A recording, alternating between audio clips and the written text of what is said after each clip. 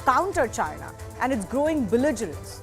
Militarily, India is leaving no stone unturned to counter its neighbor. New helipads, roads, bridges and infrastructure is coming up. We have much catching up to do here, there's no denying. New Delhi is also continuing its diplomatic push that brings peace and tranquility back to border areas. On the economic front, India has to reduce its dependence on Chinese imports, for example, but this is a long-term fight. We have a belligerent and expansionist neighbor to contend with, and China will not mend its ways. In fact, the situation will only get tougher as India becomes a stronger rival of the Dread Dragon. So what more can be done? I will take that to our guests, our experts joining us in just a bit. But first, let's take a look at India's infrastructure boost along the LAC. First up, an overall picture. Remember, there's a over 3,000-kilometer line which is the LAC between India and China. Now, according to the government, the BRO, the Border Roads Organization, has built over 2,000 kilometers of roads along the LAC in the last 5 years. Post Galwan, 32 critical roads along the LAC have been sanctioned. Apart from that, there's been a lot of other infrastructure build-up, like modular, temperature-controlled, relocatable habitats that have been built in eastern Ladakh. 22,000 troops and storage for 450 tanks and howitzer can now be housed in eastern Ladakh, and similar structures are now coming up in other states like Arunachal Pradesh and Sikkim. Interestingly, all bridges along the LAC are also being upgraded to withstand heavy vehicles. Underground munition depots, 3D printed permanent defenses are all something that India is looking to build. Also, specifically talking about Ladakh, many of our viewers would be aware there is the Umling La, which is the highest motorable road now. This strategically connects Chizumle and Demchok villages. Remember, Demchok is another friction point that has come up between India and China earlier. Let's also talk specifically about Arunachal Pradesh, the latest friction point. Now, this state has got the lion's share of the highway projects allocated, announced just this month, and that's worth up to 44,000 crore rupees. The showpiece of the infrastructure that is being built up in Arunachal is the Sela Tunnel, which is nearing completion. And the Sena Tunnel and the Nechipu tunnels will connect West Kameng and Tawang year-round. That's important. Tawang, remember, of course, is the latest point of clash between Indian and Chinese troops. But India is often criticized for its increasing trade with China, its dependence. Is it that India has done nothing here? Well, that's not entirely true. But this is, of course, a slow process to reduce your dependency. Take a look at some of these key industries where we are dependent on Chinese imports, for example. The first one I'm highlighting is active pharmaceutical ingredients, also called APIs. The current imports that India has stand at about 68% from China alone.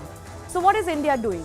The government has identified 53 APIs. They're targeting a cut of 25% in API import and its reliance by 2024. There is also a PLI scheme that has been rolled out for local manufacturing units, and various such units are in the process of starting production. Let's also take a look at toys now. The current import lies at 86% of all import from China. So what is the government doing? It is, of course, looking to plan a 3,500 crore PLI scheme.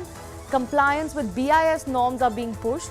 So custom duties are being raised, import norms are being tightened. That all makes it harder to import or those who export to India, and beneficial for those who make it locally. The official data also says that import from China has actually plummeted in this category by 80% in the last 3 years. And export of made in India toys has actually surged to never before levels. Then let's also take a look at electronic components. 37% of all of India's imports is currently coming from China. What is India doing in this regard? Higher duties, incentives for local manufacturers, PLI schemes to give companies incentive of incremental sales. These also include PLIs for telecom, networking products, solar modules, for example. Finally, let's also take a look at auto components, another key category where bulk of India's imports come from China, 30% in this regard. Now, India has sought to diversify its supply chains. PLI scheme with an outlay of 259 billion rupees is planned. I do want to add here how India handled COVID, for example, is also a big aspect. India did much better than China, and there was a lot of pressure on India for foreign-made vaccines, even Chinese vaccines, which turned out to be third grade, frankly. And all of this was resisted. India showed true Atmanirbharta here. with Indian-made vaccines and one fully developed in India, which was the world's envy and especially China's envy. Finally, I talked about diplomatic channels. What has India done in this regard? How has it tried to tackle China?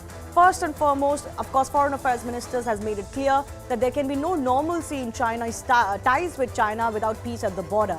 The Prime Minister also, remember, had also given a firm message that the era of expansionism is over, although his political opponents do criticize him for never really truly going on and mentioning China.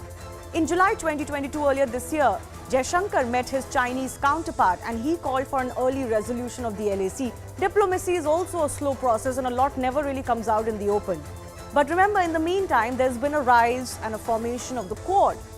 This is, of course, without saying it in as many words, a bloc to contain China's belligerence, especially in the Southeast Asia region. With this backgrounder, let's also take this to our experts. How can India counter a belligerent China? We've got multiple experts from various fields joining us.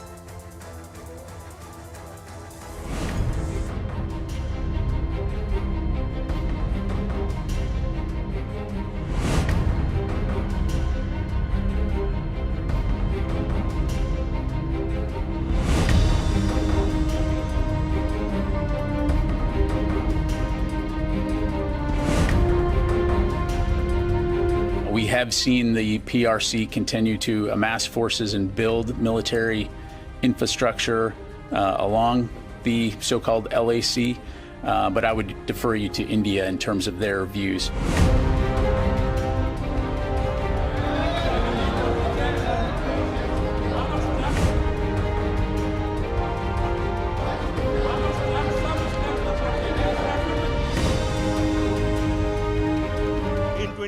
There was a face-off kind of situation, but this time it was a clash. Raksha Mantri Rajnath Singh has confirmed it.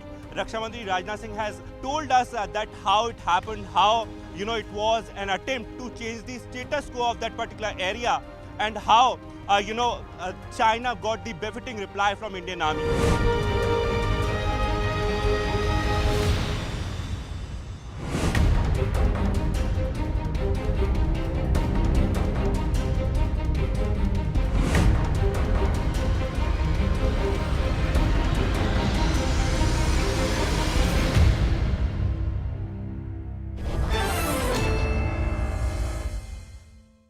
A full panel of experts joining us: Ambassador Suresh Goyal, former diplomat and former DG ICCR; Major General Sanjay Meston, he's a defense analyst; Vijay Kranti, senior journalist who particularly tracks China; Dr. Tarak Karta, former director, National Security Council Secretariat. We'll also be joined by Dheeraj Nair, who's an economist formerly with the Niti Aayog. Let me begin with the military aspect. Major General Sanjay Meston, I did outline some of the steps, especially infrastructure-wise, that India has done as far as the north and the northeast sectors are concerned, specifically along the LAC.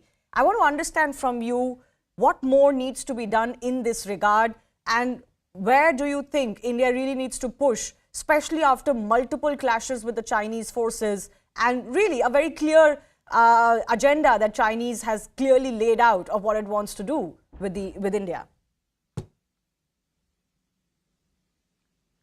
Shivani, good evening. Excellent topic you have raised today. Thank you, sir. I think coming straight to the military perspective, I feel, number one, many things have actually been done, and we are quite in a comfortable position. I would highlight that, and I would substantiate that. But firstly, what all can be done? Yes, infrastructure needs to be hastened up further, and I must state that infrastructure development is an ongoing process. This has been going on since last 20-30 years. Luckily, I have served in this border for about 6-10 years, and also I have been in the Military Operations Directorate as a brigadier looking after China specifically. So my knowledge is quite updated, and I can speak with authority. So everywhere infrastructure impetus has been going on since many years. And now with the advancing technology, for example, road construction, earlier, you had to do a physical survey, which used to take about 6 months. Today we have the UAVs, so therefore it gives an impetus. So therefore what I'm trying to say, road construction has been speeded up many times. And another advantage is that the present dispensation, or I would say the present government, has done something very, very good, that the devolution of powers has been given in the BRO right up to the commandant level. So implication of that is that the decision making is faster, becomes extremely easily. So the bureaucratic hurdles have been removed, and therefore the person on ground can do the activities very, very quickly. But let me also put in a word of caution. See, the terrain on our side, especially in Arunachal Pradesh side, including Sikkim, where I commanded my brigade, actually the terrain is very, very fragile. On the Chinese side, they have an advantage because of the Tibetan plateau. In our side, it is so fragile a terrain that despite construction, you know, firstly working season, yes, I'll come to the working season. In Arunachal, by and large, the working season is October, November, December, January. Otherwise, balance of the years, it rains heavily over there, and therefore what happens, bridges get washed away, culverts get washed away, and there are huge landslides taking place. And even when I was commanding my brigade in Sikkim, the Jawaharlal Nehru Marg axis, which was being widened as a double lane project, there used to be so many frequent landslides that it used to be extremely difficult for the BRO to maintain it. So what I'm trying to highlight, that despite all the impetus being given to the road infrastructure development, we have to understand these criticalities, because the nation will expect everything to be done immediately. But yes, this is an ongoing process, but these are the limitations which I want to highlight. Now coming on to the defenses. Shivari, let me tell very proudly that today Indian Army all along the watershed, along the line of actual control, whether it is Sikkim, whether it is Arunachal Pradesh, whether it is including in so-called eastern Ladakh area, including DBO. Let me tell you, we have permanent defenses, bunkers to fight. And what the implication of this is that we have got 100% bunkers. For example, a battalion requires certain number of bunkers to fight. We have got full 100% all along the watershed. That gives us so much advantage that tomorrow, even when the Chinese come to intrude, we detect so easily by our men, and therefore our response time is very, very quick to, you know, counter them. Secondly, not only that, including in the second tier of defenses and in the third tier of defenses, we have got bunkers made. In second tiers, almost most of the places we have achieved 100%. For why second tier and third tier? When reinforcements come from different sectors. Another thing in Arunachal Pradesh, there is a trans Arunachal highway, which actually is at the foothills, so it climbs certain hills, etc. So it is covering all the major, you know, I would say the low-lying areas of Arunachal Pradesh.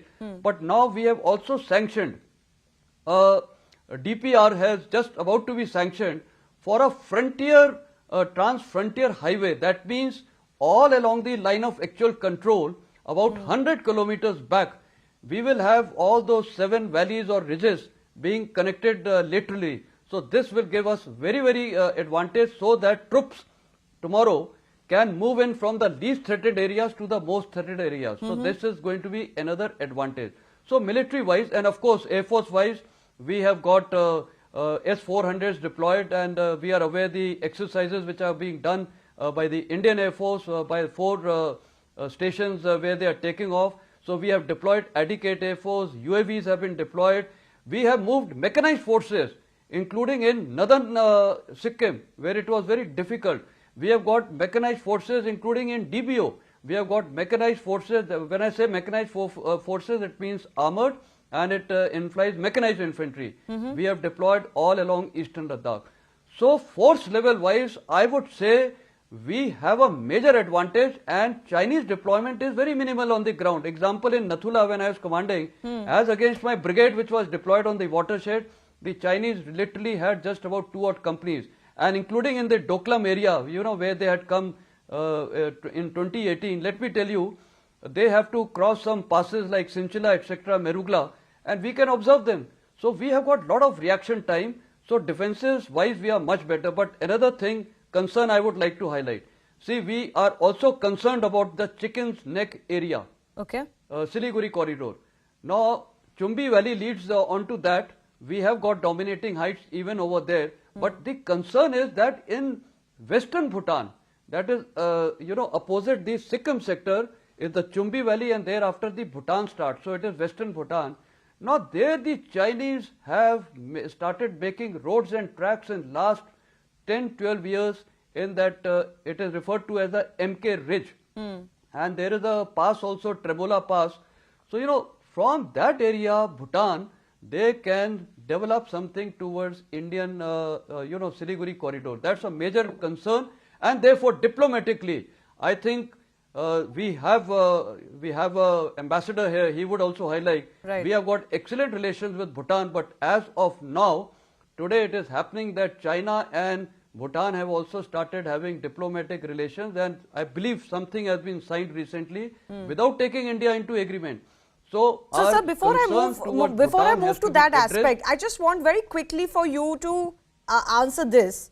There are a lot of people who believe, and from time to time we see these assessments, that India is still way behind as far as the Chinese infrastructure along the LACs.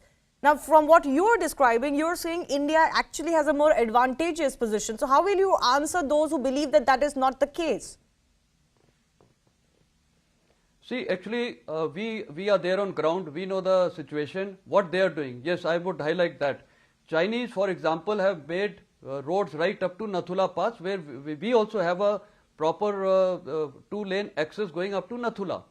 Now, what is happening that their side of the road, there are certain advantages. Terrain-wise, they are on the higher plateau plains, so they don't have these problems of landslides, roads, all these, etc., roadblocks, etc. So they have an advantage. Okay. Number two, what they have been focusing on, they have not been focusing on troop deployment. Yes, troop deployment has happened recently in eastern Ladakh, but in the other area, they are focusing on constructing villages. Exactly. Constructing, in the garb of villages, they are going to have camps, logistic dumps, etc. So that tomorrow when their army gets mobilized, then they can be of use to them. But as on date, what is the troop deployment? It is the Border Defense Regiment, which is actually equivalent to our ITBB or to a BSF. It's not the regular army. Okay. So regular army only comes for exercises to patrol areas and all.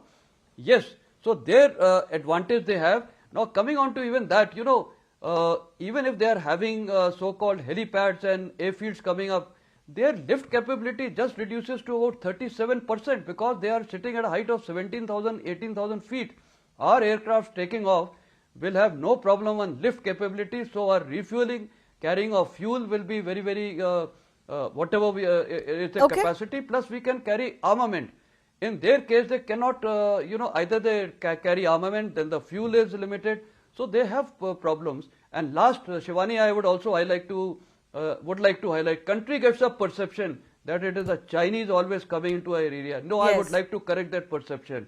All along the line of actual control, there are certain areas of dispute and differences mutually agreed upon to by both sides. And therefore, we also carry out patrols, send large number of patrols with a good strength of 100 to 80 to 100 people duly armed, right up to our claim lines. And the Chinese at times contest it, otherwise they can't. So we are also sending, but that cannot be glorified or stated in the media because those are confidential issues. Yeah. So suffice it to say, we do it. Okay. So it is not so only Chinese. What you're saying is that both in terms of Chinese attitude and in terms of infrastructure, there is no need for the country to feel that we're anyways lacking. Because sometimes the criticism also is that why is it that China only is doing all of these things?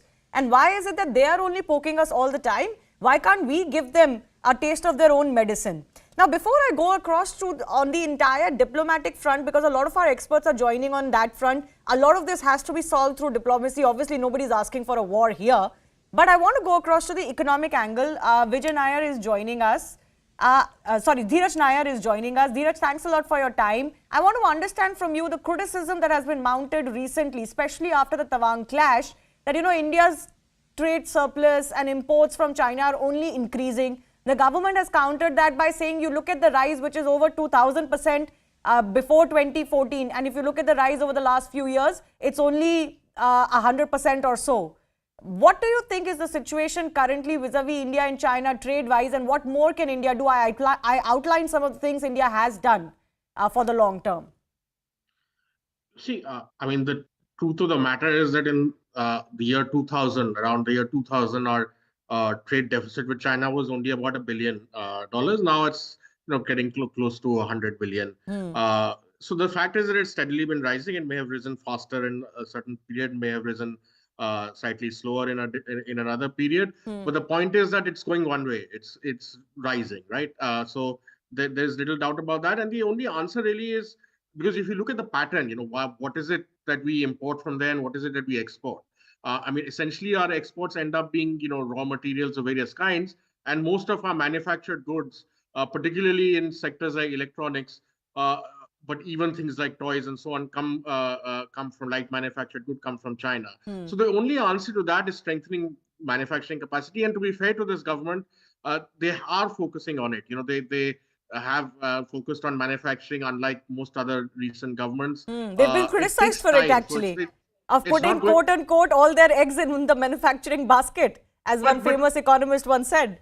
Well, I mean, there's no other way you're going to bridge this deficit with China, because if you're going to be dependent on all our manufactured goods from China, exactly, then, and we don't have a manufacturing base, then how do you expect it? We can't stop imports from China if we don't have substitutes here. Yeah. Because at the end of the day, we need certain things and they have to come from somewhere. So I think building that capacity, for example, the government is now investing heavily in trying to build semiconductors. It's managed to bring a certain amount of telecom assembly here. Now the rest of the value chain is coming. Also post-COVID, the trend of firms wanting to move out of China, countries wanting to diversify supply chains. So all of this gives us an opportunity. Now you won't see the result in the trade deficit in the next 6 months, but I suspect if you look at the next 3 to 5 years, you'll start to see that change. The only way is to strengthen our own competitiveness, make ourselves an attractive destination for manufacturing for both foreign investors and Indian investors, because ultimately our deficit with China is about manufacturing. At the same time, what is our advantage? Services. And services, in many ways, involves movement of people across borders and so on, where there are other kinds of barriers. So I think we should continue to push for our services, for our agriculture, to get access to the Chinese market. That's, of course, a much harder thing than goods. But I think that is something we can continue to do. Some amount of IT investment exports do go to China, but not enough compared to what go to other countries. So I think we can push our services agenda. But ultimately, if we want to make a significant dent to this deficit, it's only by strengthening our manufacturing base. And if you look at the strategic picture or a defense picture, ultimately, defense spending will only go up significantly if our GDP goes up significantly. And our GDP is going to go up significantly only if manufacturing grows significantly. So for me, you can say all eggs in one basket, but that's really the basket which matters. Okay. Can I ask you a counter, though, that a lot of critics mount, Dheeraj, which is that, this whole talk of Atmanirbharta is very flashy, but actually on ground, it is not the case, and it will not be the case for many, many years, possibly even decades to come. Now, how do you counter, if at all, the criticism that comes in for the present dispensation? I have to bring in the political aspect because, of course, it's the present government that can take these calls, that, you're not doing enough and Atmanirbharta is just a slogan. No, that's not, I don't think that's a fair criticism. I mean, I agree. So far, in terms of, outcomes, the percentage of manufacturing in GDP has not gone up significantly. It remains around 15, 16, which is what it's been for the last 30 years. But if you look at the attempts, as I said, there are specific programs in electronics. There's the PLI now, which is mentioning helping that, firms scale up across 13 sectors. Tariffs have been raised. That, of course, has been criticized also. People who say that they haven't done enough also criticize the fact that tariffs have been raised to give domestic industry a leg up. So there are certainly corporate taxes have been cut, to record East Asian levels for the first time, in the 2019 budget. So I think a fair amount is being done. It's not fair to say that no attempt is being made to give a boost to manufacturing. But the fact is that there are several factors.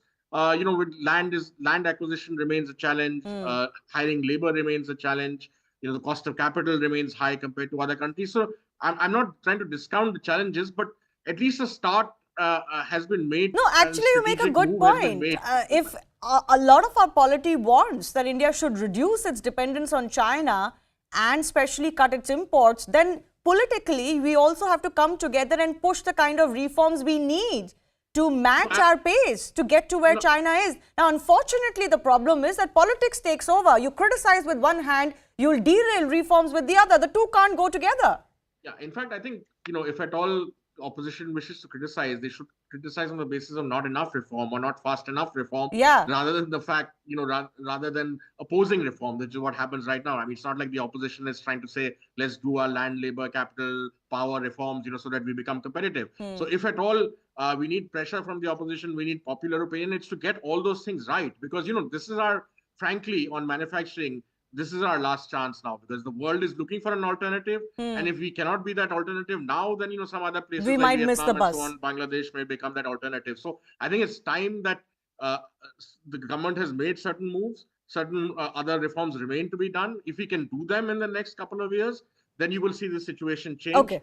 If we don't, then we shouldn't complain about. We'll continue to lag behind as we have against China over the last few decades. I saw that Mr. Kranti was, nodding his head when I talked about reforms push and how everybody needs to come together on this fact. Yes, Mr. Kranti, you want to add to the couple of facets we've discussed before I move to the diplomatic issue as well?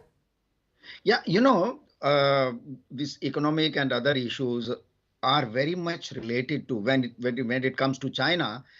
Everything finally, it is your policy, it is your diplomacy, it is your politics, it's your way of dealing with China, which is going to make the difference.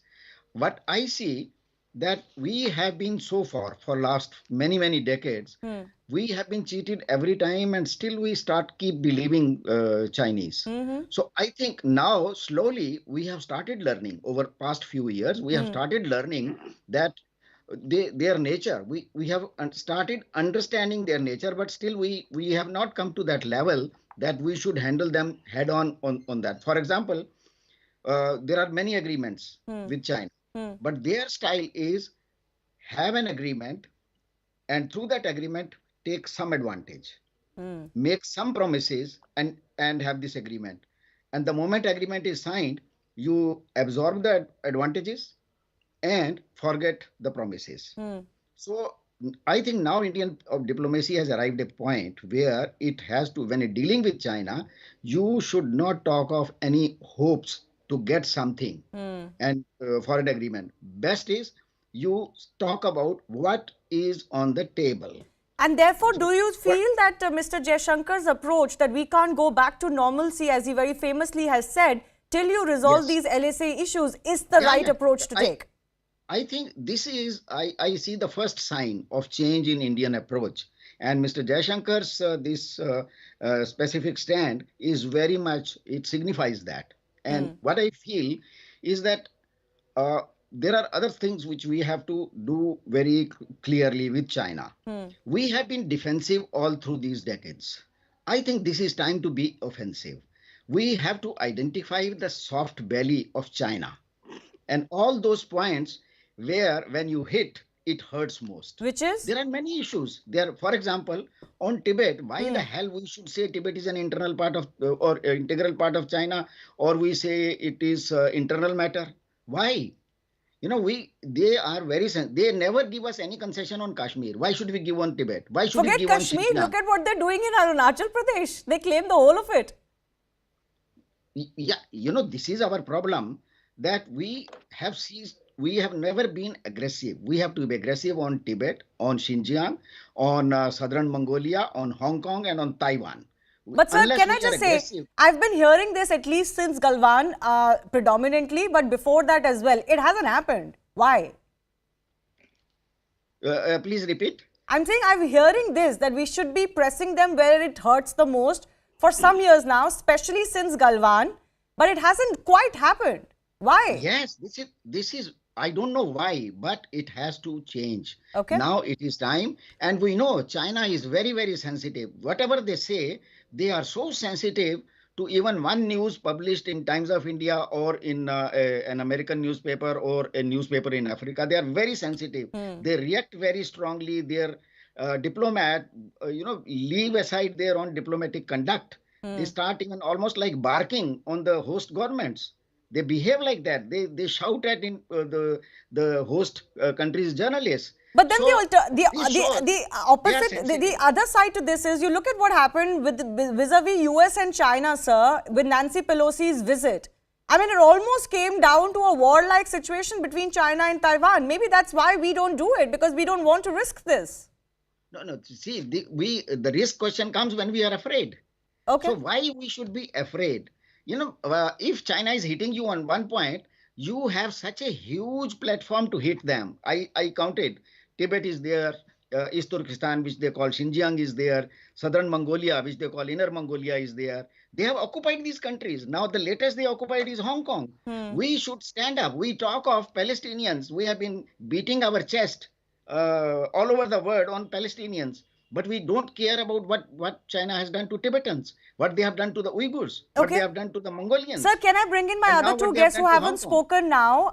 And Dr. Tarakarta, I request your indulgence. I'm giving a lot of time to all of our guests because this is a deep topic. I want everybody to express their thoughts. But I'll first go across to the ambassador joining us. Sir, you want to add from what Mr. Kranti is saying? Why are we not seeing a quote-unquote belligerent India versus a belligerent China? What other way is there to counter the Red Dragon?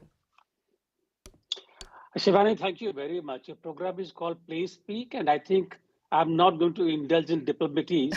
And let us have a plain talk about where we stand and what China is all about. Sure enough.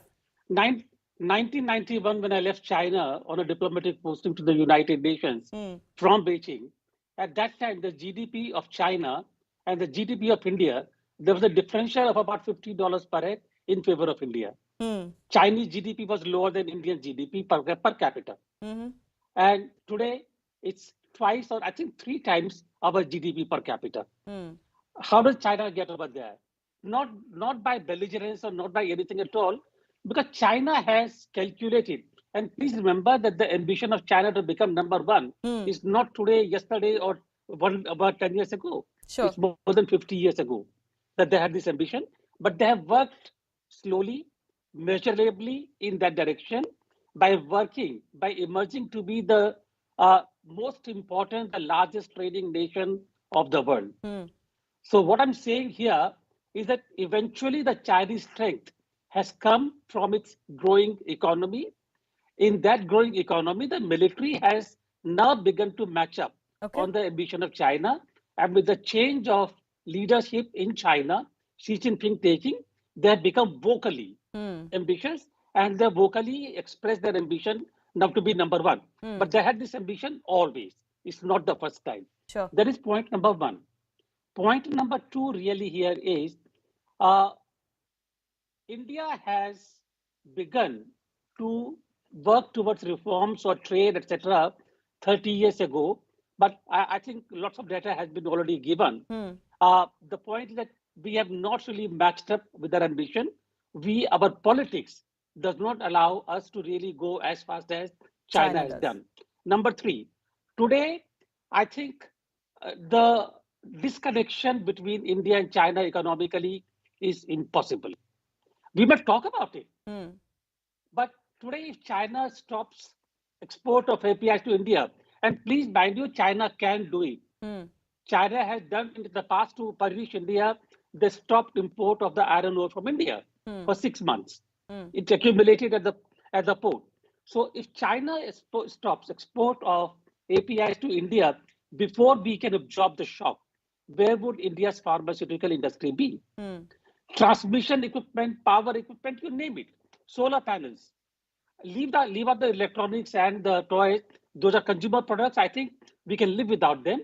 But infrastructural material, industrial material, which actually helps our economy. Yes, I understand. Our dependence on China is huge. And therefore, this kind of disconnection is impossible really at the moment unless we want to hurt ourselves. And if you look at the breakup of the Chinese exports to India, more than 50-60% of that really is infrastructural. Yes, I played the breakup of some of the top exports from China. Those obviously include electronic components, auto components, toys, and I talked about the pharmaceutical ingredients. Absolutely. Therefore, I think rather than, I'm sorry, I'm using the word, we cannot afford to be jingoistic. We have to be measured in our approach. And I think when EAM Jaishankar says that the relationship cannot become normal, I think the relationship always has been different from normal. We have always had that problem. You mentioned Arunachal Pradesh. The claim of China on Arunachal Pradesh is not new. True. It has been there. It has been there since past when we the 1950s. So the first, it is not new really. And the McMahon line, which we claim as an international border, Chinese claim is to be a disputed line of control. So that is the situation we are in. So, sir, what is it that you would like to see? How, while being diplomatic, while of course not being belligerent, and maybe you've given the answer as to why we are not belligerent that Mr. Kranti was referring to. We have many balances to cater to.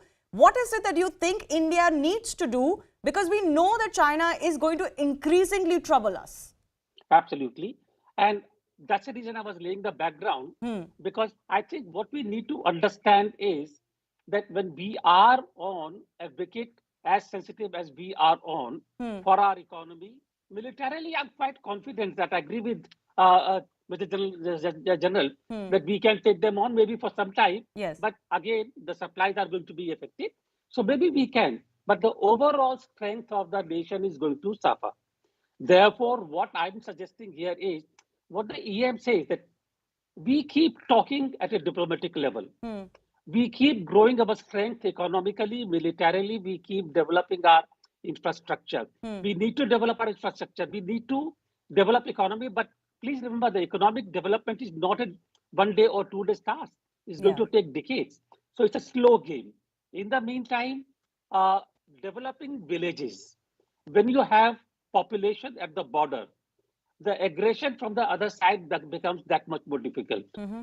Now I'm talking in readers, I'm talking very briefly, a kind of a macro picture, but I think our strategy has to be one of patience, developing ourselves both economically and infrastructure wise. And till that time, depend upon coalitions, alliances, international picture, work with others to keep the Chinese at bay. Very quickly, since you brought up that point, and Dr. Tarakatha, I'm coming to you next. Very quickly, sir, the Quad and other alliances, etc., are they truly going to help us? Or is this all shosha, frankly, at the end of the day? Ultimately, as the knowledge has also dawned on us, we have to fight our own battles. Absolutely, we fight our own battles. But we're talking about the battle. I'm talking about the contest with China. In the contest, which includes many battles, many wars, and many challenges, international support, international alliances, they are important to develop political, economic, other pressure. So even if the USA does not come with us militarily, there are many other ways in which they can work with us. Sir, I absolutely do have to go to Tarakatha now. Ma'am, very many thanks for your patience today. You've heard from everybody else. You've obviously been telling me over the last 2 days that, this is the kind of China that we have to get used to, and this is Xi's China. What more do you expect from them in days to come, in years to come, and how best can India be prepared, ma'am? See, you see that every time there is a clash on the border, especially even earlier in Demchok area, after the clash, the Chinese come there in full force. Even if they didn't have infrastructure there earlier, they will come there with such heavy, presence that you then have to sort of push in your own troops. This up and down thing will go on for some time. That is what I was trying to say. As they react, as Major General Weston very clearly brought out, they are in a different kind of an orientation than us, but this will continue to happen. The trouble is that, we have all these limitations, but a slow decoupling, Shivani, is going to take place. I mean, it's going to be painful, but it will take place for many reasons. One is, the fact that, increasing your production capacity, increasing your defense production is independent of China. You have to do it anyway, right? But there are hurdles there. Incidentally, I just wanted to mention, we have recently stopped hiring, taking on Chinese tankers to move our oil. So you see, it's in small places, which is not really, that whole charter of Chinese tankers has stopped. So this is all not in the media, but it is going on. It's going to take a while. But what I want to, as a kind of a, the things that we've done, like exercise Yuddha Abhyas, which we've been talking of, could you have imagined back in 2014 when President Xi visited us, that we would be having an exercise on the border with the US? It was unthinkable. So what China is doing is slowly pushing us away from our non-aligned view towards getting closer to other powers, because we have no choice. right? But having said that, I just want to say one wrap up to what the gentleman from Niti Aayog also said. All the things that we have to do, it has to be a, I sat through the whole Kargil review committee process because you had a shock when Kargil happened, right? That was a national security architecture. We took a beating. Right now, it is not that. It is your whole economic, how you address challenges, not just from China, but from multiple areas, which is going to be the challenge, as Ambassador, as our foreign minister said, as Foreign Minister Jaishankar said. How do you do it? You need to bring again a group of ministers to address all these challenges, which includes military preparedness, which includes the severe ecological damage which Arunachal is taking. It's taking a beating. There has to be other ways to get your troops onto there. You have to think of new ways. For example, airfields, I mean, different things. I don't want to bring all that now. In terms of how the whole PLI scheme has been, the production incentives has come under criticism. GST earlier had come under criticism. So you need the government to sit together and decide how to go forward, because this could be a make or break moment. I'll stop there. Yeah. Okay. I just wanted to elaborate a little bit on the support that India can look for, one, from other neighbors of China, Dr. Tarakarta, who are also very, very tired of China and its belligerence. And, it's got border disputes virtually with everyone. And then other like-minded democracies, as we like to say. In this front, India already seems to be going forward. What more would you like to see here? I don't think we are going to go very much forward. I mean, the whole now China has started its own Indian Ocean dialogue with all our neighbors, right? Which is not something which we're going to like very much. But the Quad is there, and there is your own tie-ups with Vietnam. You got your own ships going outward into those areas. In the end, like you said, it's your defense is your own business, and we don't want the US coming in a larger presence than it is at present. But there are other ways. See, the war itself has changed. You're not going to go in for an all-out kind of Ukraine type of war here because you're a nuclear power. So the kind of things that you need will be information, will be intelligence, will be, the whole gamut of the whole data that you need to fight a war. And that is where your alliances, your friends come in, other people come in, where you can get that bolstering of an existing capability which is under stress. That's why I keep saying your defense budget is not going to rise hugely. It's not possible. So therefore, you need to come around and try to do things differently. Okay. And that means a whole of government approach. Whole of government approach, absolutely. If you need to fight a big war, and I'm using war in terms of our fight with China, not a military war, then everybody needs to come together. From what I understand, all of you can nod if you agree with me, or, not nod, but turn your heads if you don't agree with me. What I'm feeling is that one, we need, some of the backlogs for us defense-wise have begun to get cleared. And even in the defense sector, Atmanirbharta has become a big thing for us. So I think those bottlenecks are beginning to be cleared, and that's a big deal. And ultimately, you do need the tanks, the planes, the equipment, etc., to fight a war and to deter a war.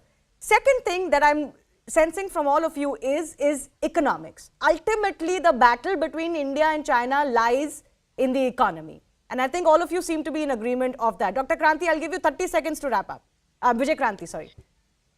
Yeah, I think as I look at more politically and from diplomatic angle, this is time India has to realize and identify all those countries who have common interest, whether it is Vietnam, Australia, even Cambodia, Japan, South Korea, Brunei, Malaysia, all these countries who are suffering at the hands of China.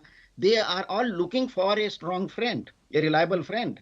And I think India can work as pivot, as fulcrum of this group. India should identify those countries and should make, no need of making a defense bloc, but making a common interest bloc. Then I think... Sir, I have run out of time. I do thank all of you for joining us. My message to the public is largely this. There's no point being in hysteria when something like this with China happens. You want India to be able to take on China, you've got to support your government in the way, and the only way that it can take on China. And currently, in this age, that is for India to develop at a galloping speed, because that's the only thing that will increase India's might in the rest of the world as well, and vis-a-vis China as well. So when it comes to those issues, we've got to come together and support reforms that will take us there. That's really my take from this. I thank our guests for joining us. And speaking of this skirmish between India and China, my colleague Akash also sends us this ground report from Arunachal Pradesh. Listen in. I'm at Jamiri village as of now. This is the second time when this clash has happened, and the location is very crucial because till 2022, we have seen almost every clash, almost every friction point in eastern Ladakh, in the western sector of the actual line of control. However, this time in Arunachal Pradesh, we have seen this sort of clash. And also in 2021, yes, we have reported that in 2021 there was a face-off kind of situation, but this time it was a clash. Raksha Mantri Rajnath Singh has confirmed it. Raksha Mantri Rajnath Singh has actually told us that how it happened, how it was an attempt to change the status quo of that particular area, and how China got the befitting reply from Indian Army. But as of now, I'm just 100 kilometers away from the location, and I'll try to show you the actual terrain. As of now, this particular road in fact is constructed by Border Road Organization, and as far as the particular branch of Indian Army is concerned, so Indian Army, this particular branch is basically responsible for the construction of road nearby the border areas. And as far as Arunachal Pradesh is concerned, so there are areas that are still not connected to roads. In fact, construction work is already going on, and this is why when we talk about the capabilities, this is when we talk about the readiness of Indian Army. The infrastructure, the road construction plays an important role. Well, exactly what we were talking about earlier and highlighting. And there is, of course, some way for India to go as far as being as prepared and having as much infrastructure at the border areas as China is concerned. Well, that was the news till now. Before we slip into a very short break, let's listen into another big news that we have for car owners. Face more Chinese attempts at changing the status quo. Politically, however, Home Minister Amit Shah has set the tone. Politically, they are not going to cow down. If the opposition, which is giving repeated adjournment motions, wants the House to not function, then so be it. They will be tackled outside the floor of Lok Sabha and Rajya Sabha, where government will make an attempt to expose the opposition for thwarting Parliament and not letting key discussions happen. इसमें केंद्र सरकार ने देखो, जब ये घटना घटी उसके 5 दिन बाद इसका स्टेटमेंट आया है, और ऐसा कुछ नहीं आया स्टेटमेंट में जो अखबारों में नहीं आ रहा है। तो सरकार को चाहिए डिबेट उस पर हो, चर्चा करें, विपक्ष के लोगों को कॉन्फिडेंस मिले। पूरे देश की एक एक जनता, एक एक नागरिक हमारी फौज के साथ खड़ी हुई है। इसमें पार्टी की कोई बात ही नहीं है। लेकिन हमारी सीमाओं पर अगर टेंशन है, अगर लगातार वहाँ आक्रमण हो रहा है या अतिक्रमण करने की कोशिश की जा रही है, तो उसको मुंह तोड़ जवाब देना चाहिए, और पूरा देश सरकार के साथ खड़ा है। लेकिन कम से कम बिना पारदर्शिता लाए हम कैसे आगे बढ़ेंगे? सच्चाई के साथ चर्चा करें और हमारे लोगों को संबल दें। हमारे जवान, हमारे सैनिक, हमारे फौजी, उन पर हमें फक्र है। हम अपना शीश नमन करते हैं उनके सामने। All right, colleagues with us right now to bring us more context. First, my colleague Pallavi Ghosh is with us this morning on the show to bring us more context. Pallavi, yesterday, parts of what Mallikarjun Kharge, who is the Congress president, had to say, A, that the statements had been largely empty. Also, the opposition demanding that Prime Minister Modi also step in and be answerable. Can you walk me through what the key questions of the opposition are and what their possible strategy today could be? Well, and as we speak, that meeting which has been called by Mr. Mallikarjun Kharge has just about begun. And one of the main things that they're going to be working out is what is the strategy they can all together adopt to take on the government on the China issue. Apart from this, there are multiple adjournment notices which have been given by Gaurav Gogoi, Manish Tiwari, other political parties as well, like the Trinamool Congress. All that they're saying is that we want the adjournment of both the question hours in both the houses. There should be a short duration debate and discussion. Prime Minister must be present inside the House. Government's counter to this, of course, is that this is issues of national security. And when there are issues of national security, you cannot discuss it threadbare where it becomes public knowledge, because there are concerns on which, which have to be addressed. So I don't know whether it's going to lead to any kind of a deadlock breaking between both the sides, but certainly it's going to be a flare-up or possibly a repeat of what happened yesterday in Parliament. We'll have to, of course, go by what the Defence Minister had to say. Remember, there was an early morning meeting at his residence where the CDS, the Army Chief, all of them were there. He took inputs from them, and on the basis of that, that statement was put on the floor of the House. We heard what Sachin Pilot had to say a short while back. We've been hearing what Congress leaders have been saying. They've been always making this accusation against the government that, as far as the Chinese issue is concerned, the government has not really been honest about it. There have been several attempts being made by the Chinese, but the government has not acknowledged it. There has been a cover-up operation, and therefore the debate and discussion is important because that's the only way we can counter, the kind of counter the narrative which is being pushed forward by the BJP and the centre. Okay. All right, Pallavi, if I could request you to stay with us, I want to walk our audiences through more reactions that have come in, then we'll connect once again with you in a second. 9 दिसंबर 2022 को PLA troops ने Tawang sector के यांगसे area में line of actual control पर अतिक्रमण कर status को एक तरफा बदलने का प्रयास किया। चाइना के इस प्रयास का हमारी सेना ने दृढ़ता के साथ सामना किया है अध्यक्ष महोदय, और इस फेस ऑफ में हाथापाई भी हुई है। भारतीय सेना ने बहादुरी से पीएलए को हमारी टेरिटरी में अतिक्रमण करने से रोका और उन्हें उनकी पोस्ट पर वापस जाने के लिए मजबूर कर दिया अध्यक्ष महोदय।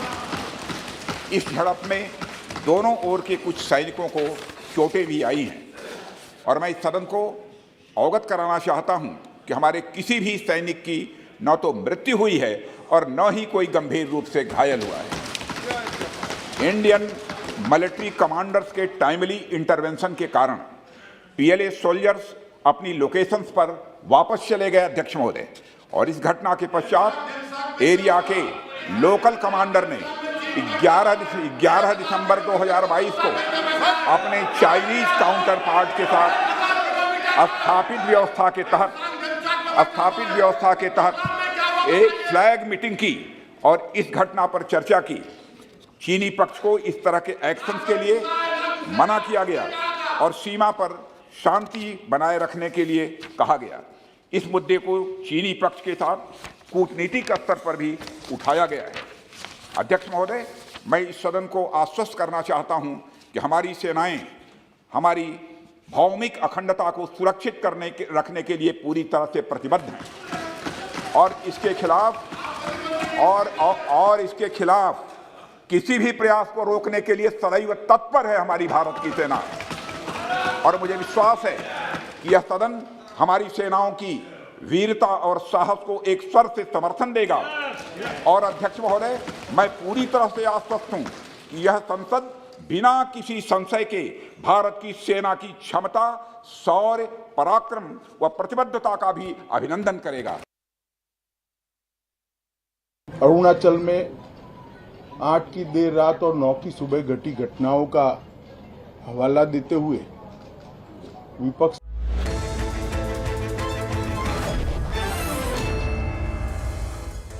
Thanks a lot for staying with us. A quick check of some of the big updates we've been tracking from across the world. A 17-year-old girl has been hospitalized in Delhi's Dwarka after 2 men on a bike threw acid at her face. The horror was caught on CCTV. Cops say the culprits have been identified and 3 of them have been arrested. National Commission for Women has also taken cognizance of the acid attack. Delhi देश की राजधानी में एक 17 साल की लड़की के ऊपर आज एसिड अटैक करा गया है। वो लड़की चल रही थी, स्कूल की यूनिफॉर्म में थी। 2 आदमी बाइक पे आते हैं और उस लड़की के ऊपर एसिड फेंक के चले जाते हैं। हम दिल्ली पुलिस को नोटिस इशू कर रहे हैं, इन दोनों को तुरंत अरेस्ट किया जाए और सख्त से सख्त सजा दिलाई जाए। लड़की और लड़की के परिवार की जो भी संभव मदद है हम करने की कोशिश कर रहे हैं। Bihar Chief Minister lost his cool in assembly after the opposition questioned the state government over state's liquor ban. This comes after at least 18 people have lost their lives after consuming spurious liquor in Chhapra. The BJP also staged a demonstration outside the assembly and blamed, quote, the nexus between police and illicit liquor traders for the deaths.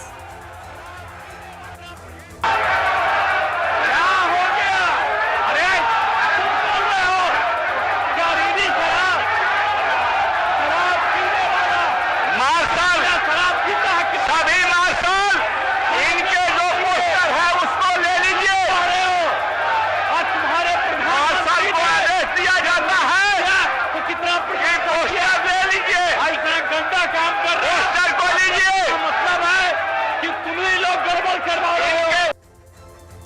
Tamil Nadu Chief Minister M.K. Stalin's elder son, Udyanidhi Stalin, was sworn in as a cabinet minister today. He's been given the sports ministry.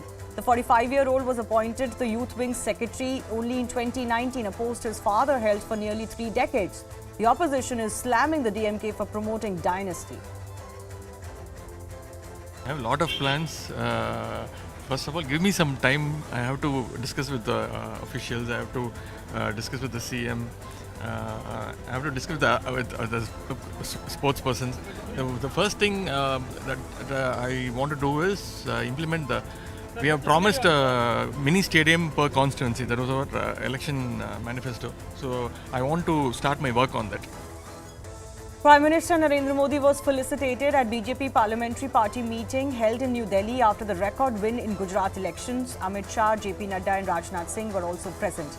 Sources say the Prime Minister said Gujarat unit of the BJP is an example of how a poll win is possible if the party organisation is strong.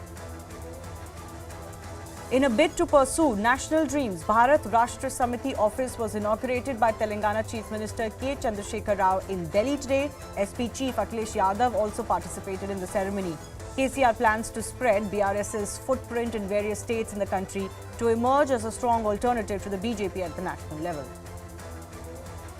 Firing in broad daylight took place in Rajasthan's Jodhpur today. According to reports, mafia trucks tried to crush cars and also created a ruckus on the streets. The entire incident was also caught on camera. Opposition is gunning at the Chief Minister Ashok Gehlot for not maintaining law and order in the state. Incidentally, Jodhpur is also the home district of the Chief Minister. Home Minister of Madhya Pradesh Narottam Mishra has objected to clothes Deepika Padukone is wearing in song Besharam Rang of upcoming Shah Rukh starrer film Pathan. Mishra says this is a deliberate attempt to defame India's culture and that he will not allow the screening of the movie in the state. गाने में प्रयुक्त की गई वेशभूषा प्रथम दृष्टया बेहद आपत्तिजनक है। साफ दिख रहा है कि दूषित मानसिकता के कारण ये फिल्माया गया गाना है। वैसे भी दीपिका पादुकोण जी टुकड़े टुकड़े गैंग की समर्थक रही हैं जेएनयू वाले उसमें, और इसलिए मैं ये निवेदन करूंगा कि इसके दृश्यों को ठीक करें, वेशभूषा को ठीक करें। Well, huge celebrations erupted across Argentina after the team thrashed Croatia in the World Cup and made it to the final. The win sets Argentina up for a Sunday final against France or Morocco for a chance to win its first World Cup since 1986. Meanwhile, there is of course football fever gripping states like West Bengal. A sweet shop in Durgapur is selling edible Lionel Messi idol sweets. हम लोग का Brazil और Argentina का supporter है, तो हम तो Argentina का सपोर्टर है। हम देखा मिठाई एक तो ऐसा चीज़ है कि मिठाई का माध्यम से हम मेसी को बना दिया, उसका संदेश बनाया अर्जेंटीना, रसगुल्ला बनाया, और देखा जे मेसी आपकी बार लास्ट विश्व कप खेलेगा, इसलिए मेसी कल 3 गोल मारा है कुशाय को, तो हम चाहता है मेसी का हाथ धर के वो विश्व कप ला दे। इसी खुशी में हम मिठाई बनाया। At least 100 people have been killed and dozens injured after widespread floods and landslides caused in heavy rains in the Democratic Republic of Congo. Prime Minister Jean-Michel Sama has said that officials are still searching for more bodies. Finally, on Plain Speak, in Scene Unseen, we're leaving you with the visuals of Dawn, Railway Protection Force dog who was retired after 7 years of service, and he can be seen wearing a garland and rolling on the ground after getting a new human today. Thanks a lot for watching.